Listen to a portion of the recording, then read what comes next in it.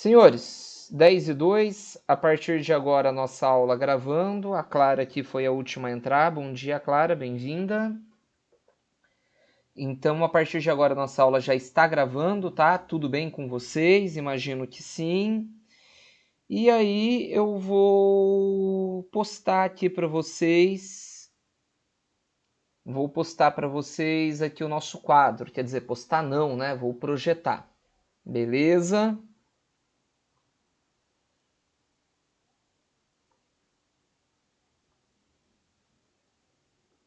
Então, a partir desse momento, o nosso quadro está projetado. Vocês podem confirmar para mim no áudio?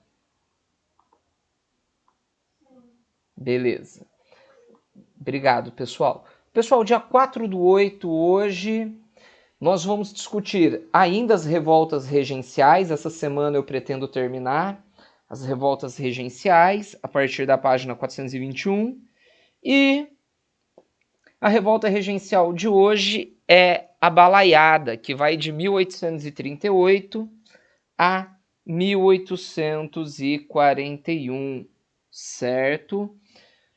Pro, o que você quer discutir na balaiada com a gente? Então vamos lá?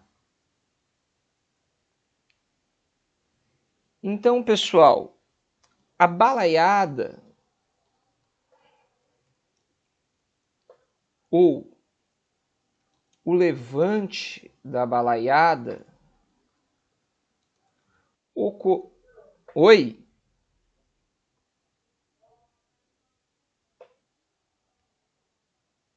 Tá aparecendo no Meet? Tá, deixa eu parar a apresentação e voltar de novo.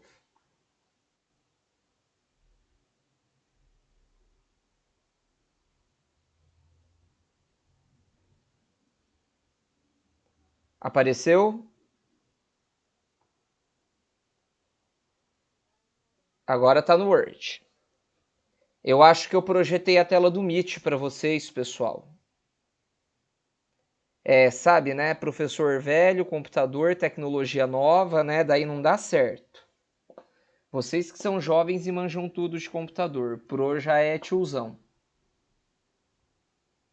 Aí cafunde tudo.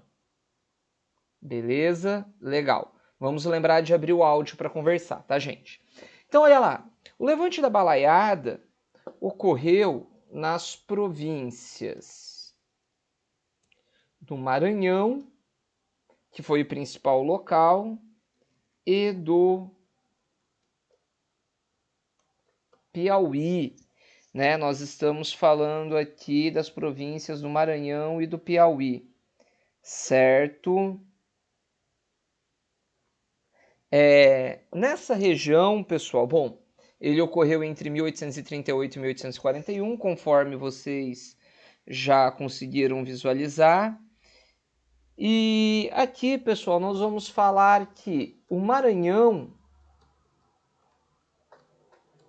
passava por uma grande relação de miserabilidade. Quando eu falo de miserabilidade, vocês conseguem me entender?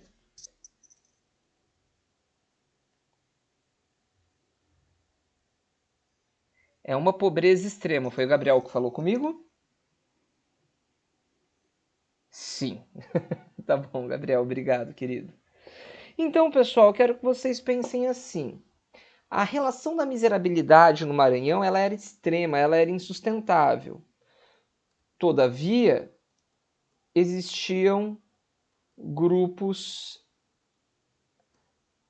heterogêneos. De um lado, deixa eu só.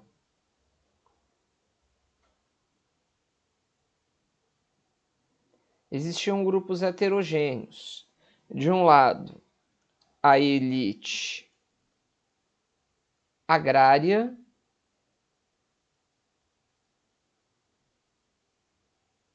certo? De um lado, a elite agrária.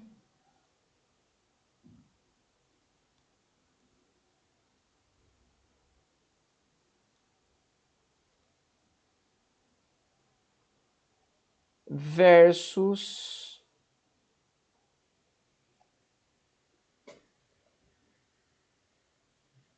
os liberais urbanos, certo? Então, nós tínhamos aqui esses grupos sociais diferentes, certo? Legal. Então, essa é a primeira questão para a gente aqui.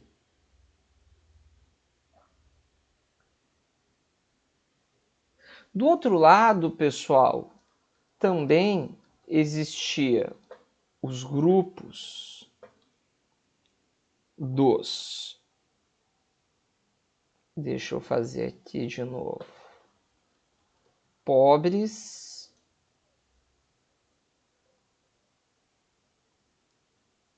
versus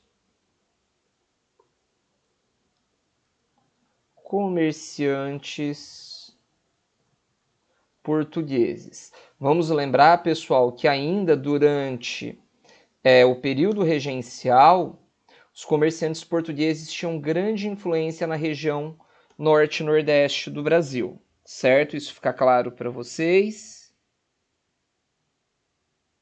Digam que sim ou digam que não. Maravilha. Olha lá. A situação econômica, pessoal, nessa região do Maranhão, ela estava insuportável. Por quê?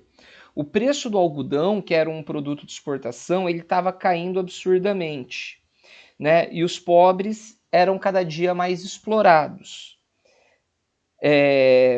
Nessa situação, os grupos de negros, de brancos, de índios, de mestiços, tomaram as armas e começaram a lutar contra o governo. Deixa eu só arrumar aqui. Olha lá, diante da exploração,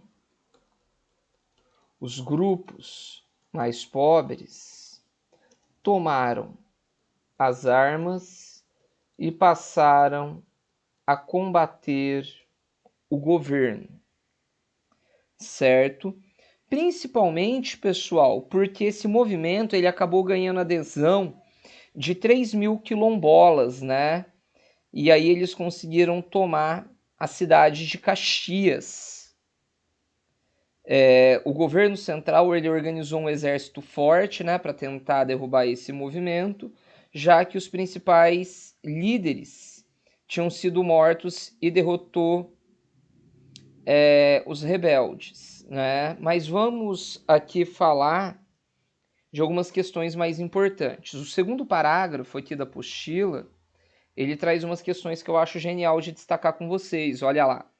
No sul do Maranhão e do Piauí, o movimento foi travado entre conservadores, compostos dos grandes fazendeiros, e os integrantes das camadas médias urbanas, aliados aos bem-te-vis, ambos de caráter liberal. Os bem-te-vis integravam a ala exaltada do Partido Liberal e receberam essa denominação em razão do jornal que utilizavam para propagar suas ideias, o jornal Bem-te-vi. A rivalidade entre conservadores e liberais envolviam questões políticas, né? Os conservadores estavam no poder e tinham o apoio do governo central. Olha que interessante. Existia, então, uma grande rivalidade política entre os conservadores que estavam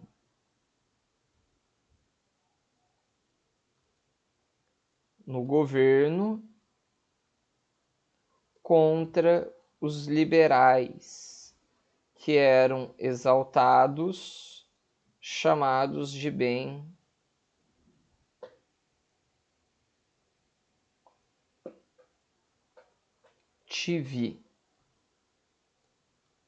Certo? Imagino que até aqui esteja tudo tranquilo. Qualquer coisa, vocês me interrompam.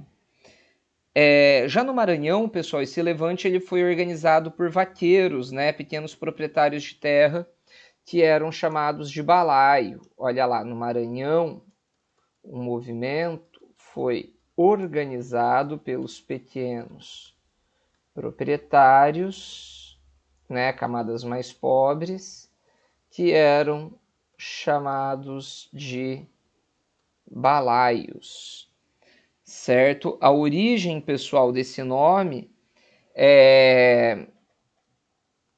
esse nome vem de Francisco dos Anjos Ferreira, que era um fabricante de cestos, né? Esses cestos eram chamados de balaio. Vocês já viram um balaio, esses cestos? Cestos de madeira, de você carregar as coisas? Isso é um balaio, tá, pessoal? Isso é um balaio. Paralelo a isso, pessoal, existiam ainda outros líderes, como o negro Cosme Bento, que eu vou aqui destacar para nós. Cosme Bento.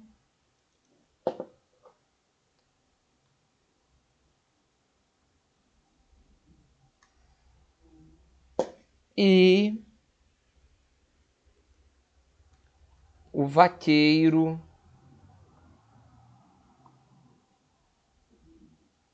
Raimundo Gomes, o chamado Cara Preta, certo? Estes eram os líderes do movimento. Eles lutavam, né, contra os grandes proprietários, forçando inclusive o exército brasileiro a atuar contra esses revoltosos, né? O governo central, quando eu digo governo regencial, teve de intervir, certo? Oi. Deixa eu só finalizar aqui esse próximo parágrafo, daí eu dou um tempo, combinado? Então, só para eu finalizar. E aí, pessoal, uma aliança promovida entre os balaios e os bentivis levou à ocupação de Caxias, olha lá. O governo regencial reagiu e enviou tropas da Guarda Nacional. O presidente da província, Luiz Alves de Lima e Silva, que era filho do Francisco de Lima e Silva, que era um dos regentes, foi responsável por reprimir esse movimento. Ele mais tarde vai ser chamado de Duque de Caxias, certo? Então, olha lá, para a gente finalizar, o movimento foi reprimido pelo presidente de província, Luiz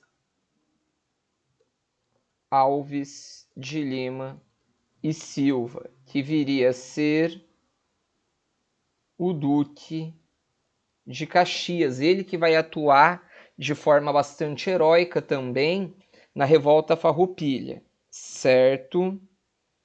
Legal.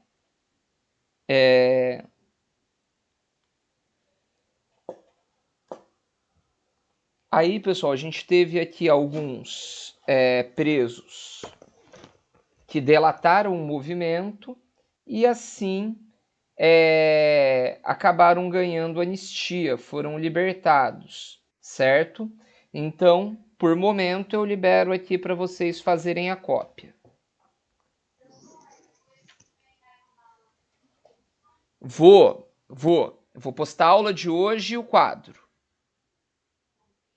Imagino, eu tô aqui para isso.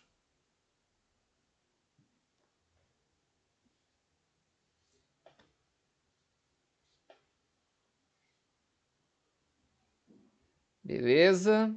Só vou deixar aqui pronto o meu próximo tópico, enquanto vocês estão copiando.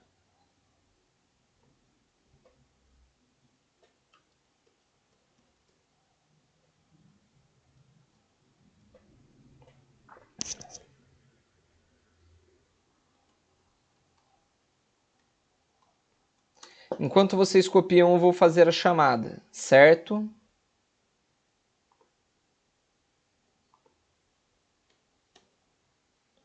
Vai ter que abrir o áudio para a chamada.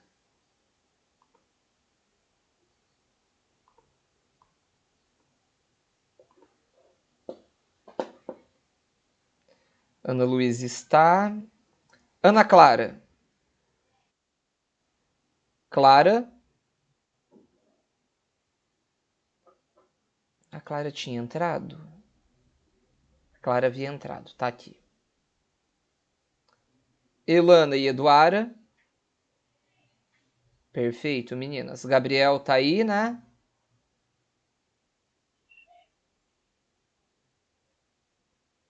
Heloísa, Camurra. Favarim. Eu não tinha te visto hoje ainda. Tudo bom, Favarim? Que bom. Beato. Isabelle. Júlia eu tinha visto. Léo, filho de Lelson. Nozes. Luana. Luana tá aqui, já vi no bate-papo. Que eu lembro que tem alguns que não tem microfone. A Mel eu acho que tinha entrado também. Tudo bom, minha querida? Graças a Deus. Pedro, Mr. Comentarista. Tamo junto, irmão? Vai dar Palmeiras ou Corinthians amanhã? Aí sim, por isso que eu gosto de você, meu brother. Eu também tô torcendo, vamos ver, né? Pedro, Gabriel, o Pedro Gabriel, o Bielzinho. Tamo junto. Aqui é Corinthians ou aqui é Palmeiras, rapá? Tamo junto. E a Rafa? Beleza.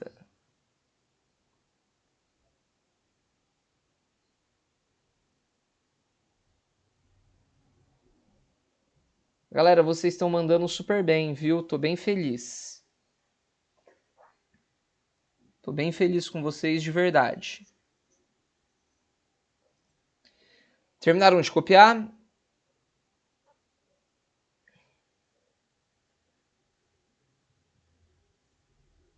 Tem alguém copiando ainda? Tô calmo.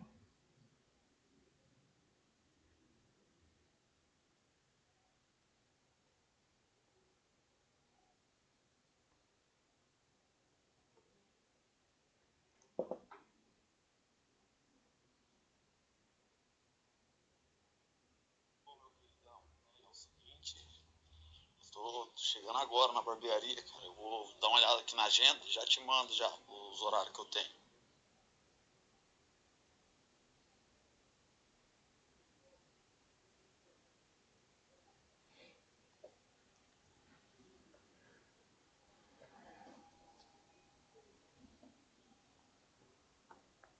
Tô com vocês, galera. Aguardando vocês aí.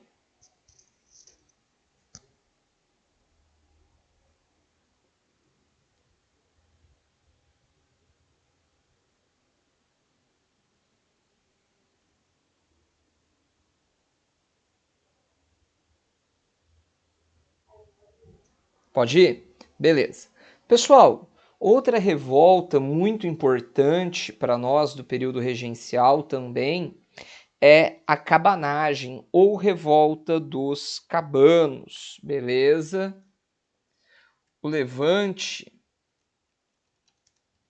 da cabanagem ocorreu na província do Grão-Pará, certo? Que era a maior província do Brasil naquele momento. Ele pegava do Pará até a região da Amazônia. Hoje ali é parte também do Amapá e de Roraima, certo? Então, para nós ali é uma das maiores províncias, certo? Ali, pessoal, a população que ali vivia estava na extrema pobreza, certo? Ali a gente tinha mestiços, pescadores, certo? Que viviam em condições precárias, certo? Geralmente em cabanas, daí o termo cabanagem, erguidas às margens dos rios, certo? Era uma coisa bem tensa, tá, pessoal? Era uma coisa assim de grande miserabilidade mesmo, certo? De extrema pobreza. Um dos fatores importantes para o acontecimento dessa revolta é que a província do Grão-Pará ela era muito distante do Rio de Janeiro. E aí o que acontecia? Essa comunicação entre as províncias ela ficava bastante difícil, certo? Então aqui, pessoal, como é uma região bastante afastada, bastante difícil, isso contribuía para o processo da pobreza. Primeiro, segundo e terceiro parágrafo. Olha lá. A distância geográfica entre o Grão-Pará e a sede administrativa do Rio de Janeiro dificultava o desenvolvimento econômico da região, causando fato que causava descontentamento dos habitantes, sobretudo os proprietários rurais. Olha que interessante. Assim, o interessante nesse movimento é a união entre os cabanos e os proprietários rurais. Olha lá, neste movimento, as classes mais pobres, os cabanos, se uniram aos grandes proprietários contra o governo regencial, certo? Olha lá, embora a diferença dos grupos sociais era grande, eles se uniram em prol da autonomia política da província, ocuparam Belém e colocaram no poder o fazendeiro Félix Antônio Clemente Malcher. No entanto, Malcher traiu o movimento, jurando obediência à regência, e foi desbancando outros líderes populares, como Cabano, Francisco Vinagre, sobre a alegação de tentar reprimir os rebeldes mais radicais e violentos. Então, olha lá.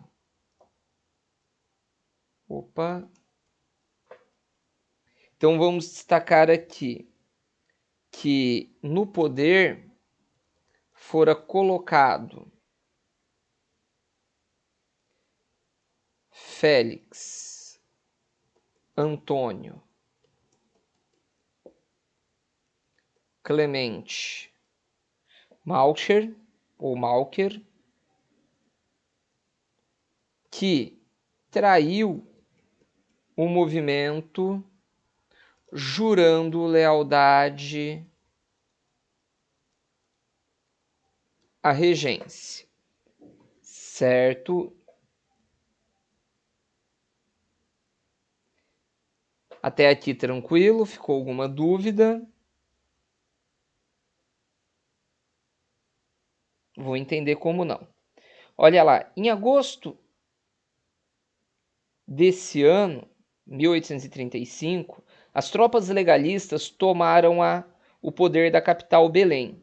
Contudo, o movimento já havia se expandido com Eduardo Angelim, cearense que fugiu de uma grave seca no Nordeste. Entre 1836 e 1840, Angelim conseguiu unificar o movimento e proclamou a República dos Cabanos. Olha que importante aqui. Olha lá. Mais tarde, o movimento foi liderado por Eduardo Angelim, que expandiu o movimento e proclamou uma República dos Cabanos, em defesa da autonomia da província, né, que defendia também o fim da escravidão. Isso para a gente é muito importante. Em 36, no entanto, Angelim mandou reprimir uma insurreição de escravizados no interior do Grão-Pará. Certo? Percebe-se que o movimento dos Cabanos apresentou uma estrutura bastante